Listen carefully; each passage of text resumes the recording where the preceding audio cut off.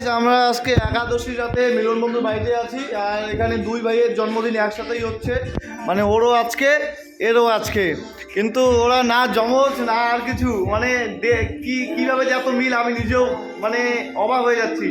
তো দুই ভাইয়ের একই দিনে একই তারিখেই জন্ম, কিন্তু একজন হচ্ছে 2005, তাই তো, আর একজন 2009, একজনের 2009, একজনের 2005, কিন্তু ডেট একই বার একই, ঠিক আছে। তো চলো ওরা এখন কেকটা কাট করুক, তোমরা সাথে থাকো, সবাই ব্লেস করো।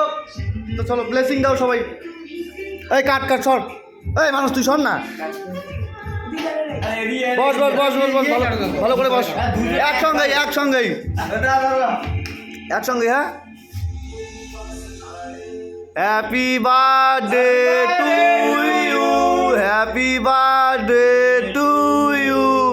তো আজকে আমাদের যতটুকু সম্ভব মানে পেরেছি ততটুকুই আমরা করলাম। নেক্সট কালকে সকালেই আমাদের তো আজকে একাদশী আছে, কেক টেক তো কিছু খাওয়া যাবে না, মোটামুটি একাদশীর ব্রতটা শেষ করেই আমরা কালকে ধামাকা আয়োজন করবো। দেখা যাক কালকে কত কী করা যায়। তো চলো হ্যাপি বার্থডে টু ইউ, ভালো থাকিস।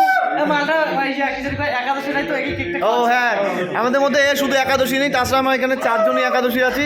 খাওয়া এটাকে খাওয়া, হ্যাঁ ও একাই খাক, খা ভাই।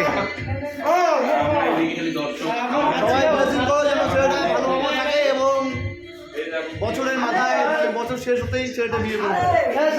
তারা গুড নাইট সবাইকে।